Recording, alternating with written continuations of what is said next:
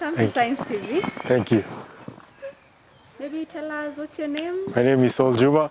I'm a hairdresser from Nairobi, and I'm happy to be here. Okay, I'm also glad and happy. So maybe my name is Edna Kaindi, and this is my sign name. I work here at Science TV, and also I'm a host for the Glamour show. So maybe we could just go take a seat and talk something about your business. Huh? Let's do this. I'm ready. Thank you. Asante. Welcome, let's go. Hello viewer, welcome to the Glamour show, and here we have our guest. Hello, how are you? Hi, how are you? Good to see you. Welcome to the show. Maybe would you tell us your name and who you are, maybe your work, kindly? My name is JUMA. I'm a hairdresser in Nairobi, and I work at the Museum Mill Center, and my day is a very busy day most of the time. I work Monday to Saturday or Sunday, and I'm very popular in doing mostly colored hair, and I've been recognized all over Africa and across the globe a little bit. And yes, I'm a father of 3 boys with amazing one girl who was adopted, which is really inspires me every day to work hard.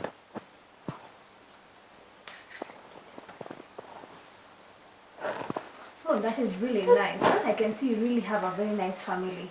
Now, would you tell us, when did you start your journey in your work? Or maybe did you go to college to study about your skill, or what happened? I went to school to study about hair. But before that, I was working as a cleaner in a certain salon in Nairobi. And this started way back in 2007. And I've grown to a level whereby I went to school to study professionally, which took me like about 3 years to study this and to become better. Not only study here, but even I studied abroad, which has really made me stand out to other hairstylists. Oh, that is really nice. I can see I've seen your page, and your work is really unique. Maybe would you tell us more about your interest? Where did the inspiration start from? My inspiration came from birds, those flying birds, especially the male bird. Male birds are more unique in terms of color and the way they've been designed. Thank God had a plan on birds to make them look colorist. So the more the male bird look attractive, the more it attracts so many female birds. So I get the ideas from color, for color through birds. So color made me stand out because I do crazy colors all over the world. And that has really made me focus on color, because we have challenges in the market whereby people don't do exactly what you dream or what you desire, but we go back and study and how to do it great. So you get your inspiration from birds, and I think most of it is just birds that gives me inspiration to create nice colors on people's hair. That is really nice. I've never heard of it. And I've seen, it's true, I've also seen in your page. Maybe would you tell us your experience so far, how it has been from the time you started working in your style, and what you've done so far, and also how you learned the different styles? My experience has been challenging a bit, because where I started from, I had to be very punctual and accurate to whatever I do. Back in college, we had a target of 600 clients. Actually, 300 clients, but my target was 600 clients in college.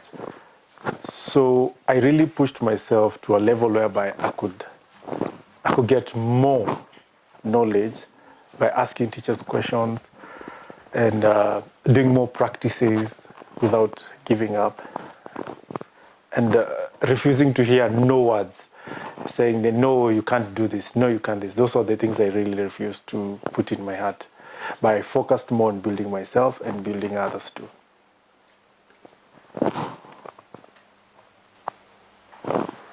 That is really interesting. So I've seen your different styles. So would you tell us where you get most of your clients and how you do it? 30% I would say referrals, where I get my clients. 20% is social media. And then the other rest 50 is just how you communicate to the one you have at the moment. The client that you have will bring you another client. To me, one client is like 10 clients.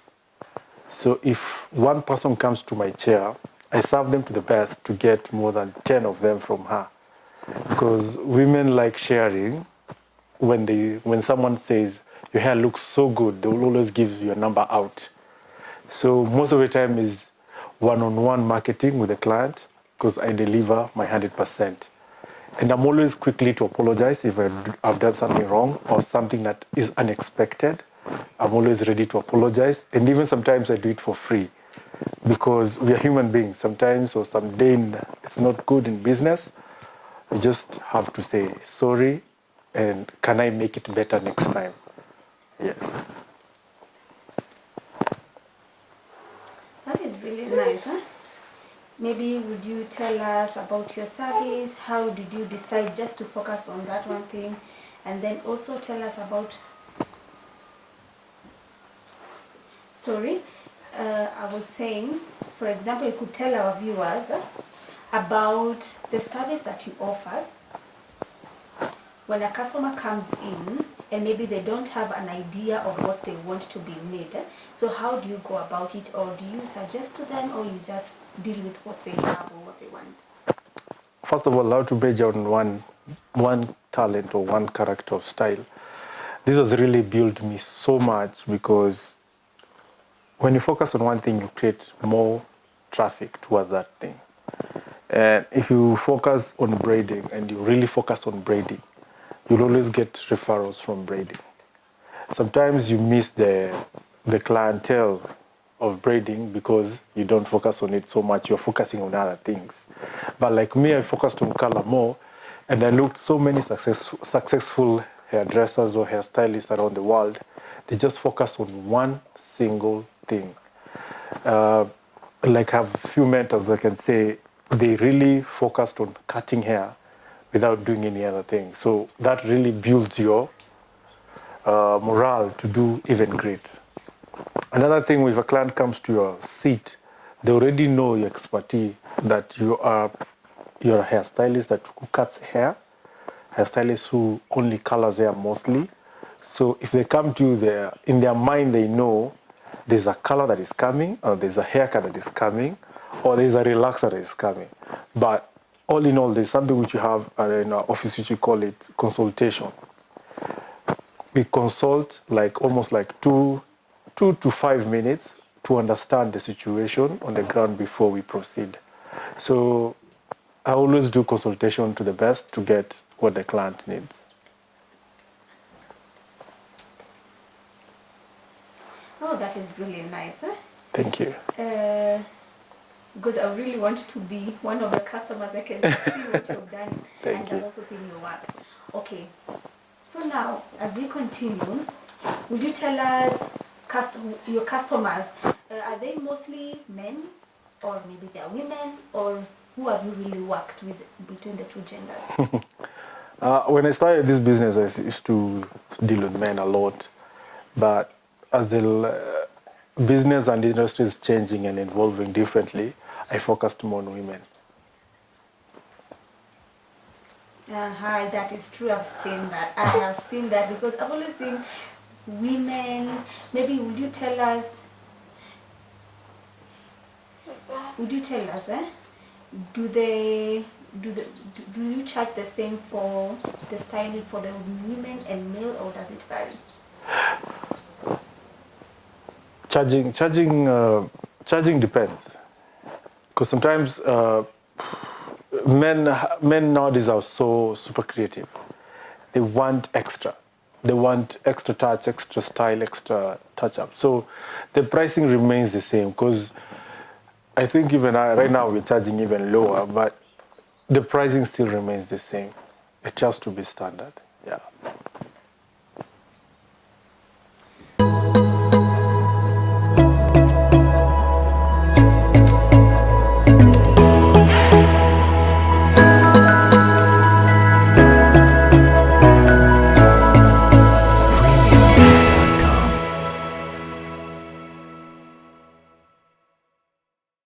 And I'm sure many of you have seen the page for our viewer, of our visitor. So I'm sure you can go there and check out on a few styles and maybe you'll be interested.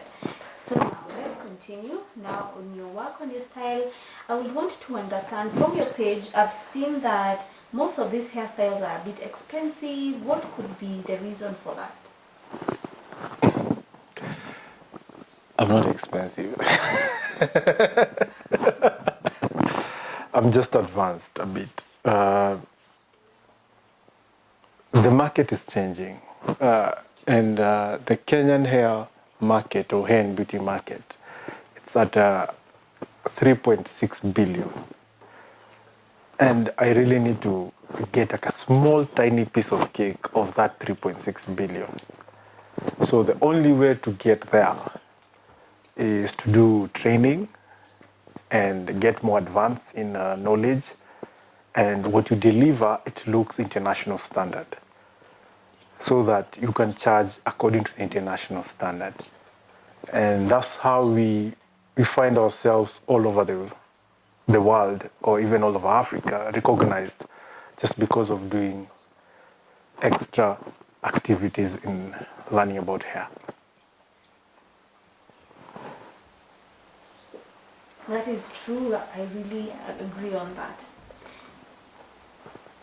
So, for example, when a customer comes in, do you apply maybe shaving them, and depending on their styles, do you later apply their makeup, or what really happens? All depends on the client.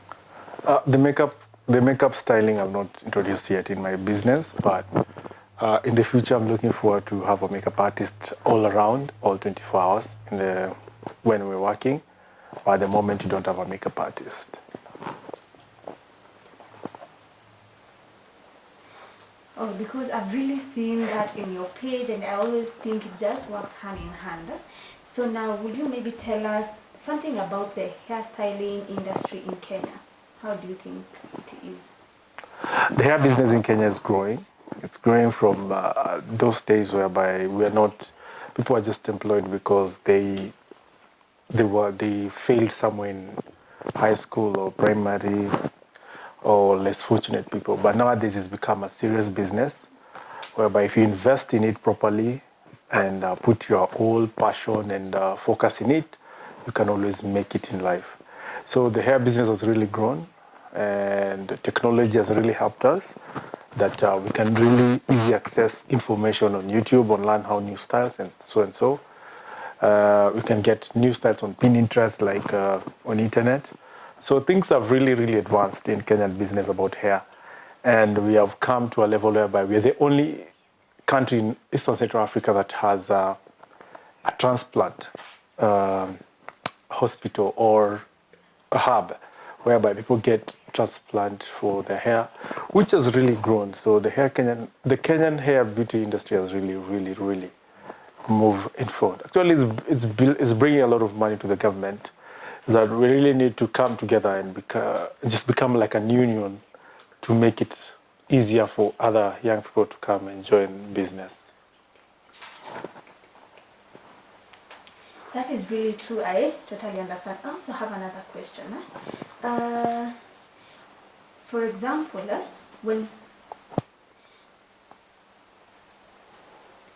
example, when customers come into your business, and then maybe you're using the relaxers you apply on the hair, and then would you tell us what leads to hair breakage when applying the chemicals, because you have experience with quite a number of people? Like I've been in business for quite a while, I think almost 10 years now. I've seen hair cutting with a relaxer, which is very, very sad for a lady to lose her hair.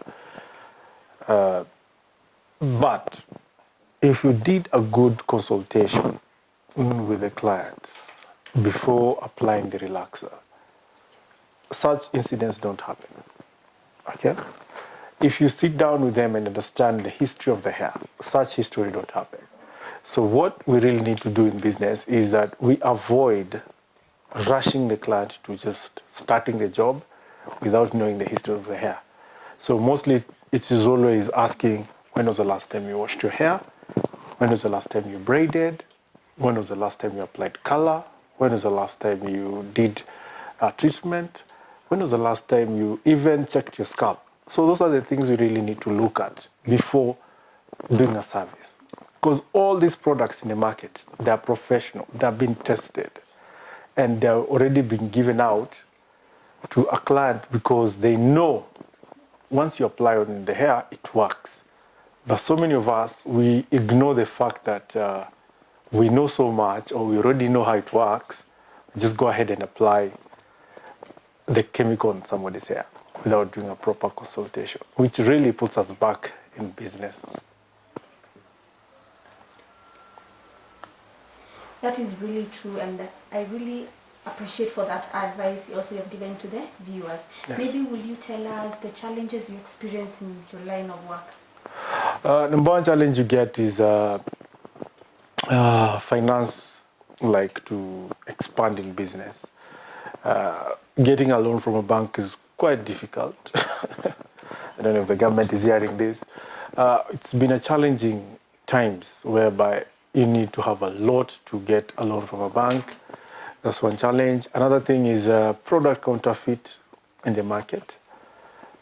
People are doing funny products, and later they don't work very well in people's hair. I would say another challenge will be staff. The new hairstylists or the new beauticians who are coming in, they are very super lazy. They're not active like us we were before. And then there is, people don't keep time.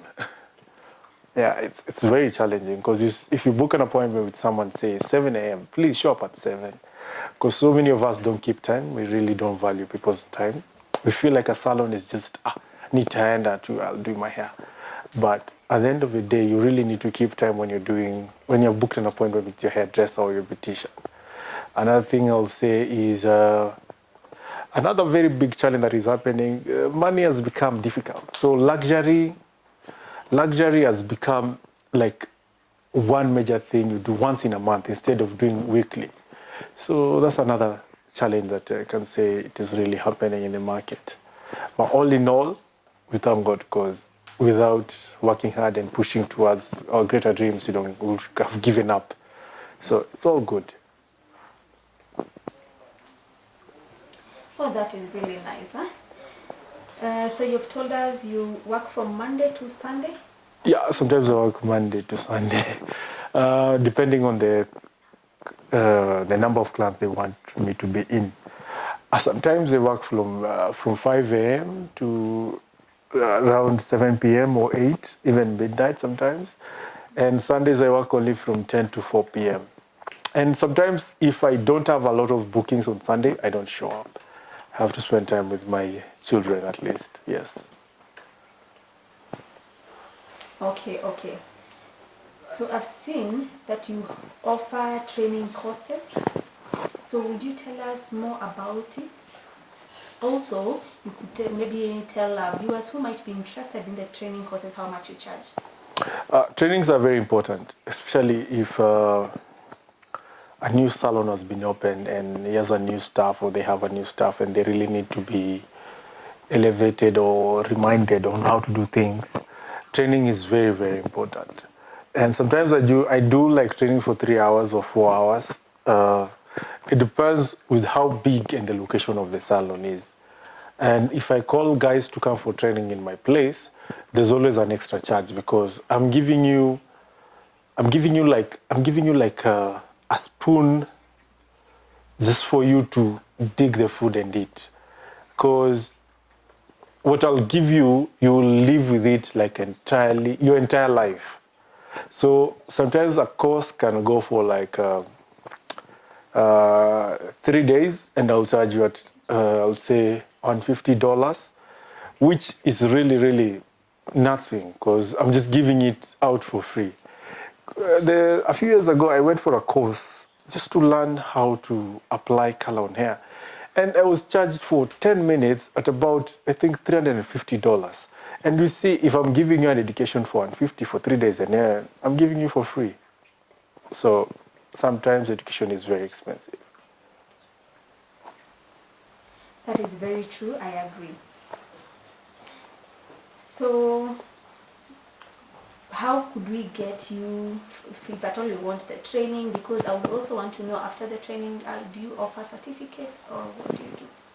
Yeah, we give certificates. I've done a couple of trainings all over the country. I've gone all over the country, like Kisumu, Mombasa, Eldoret, Chacos.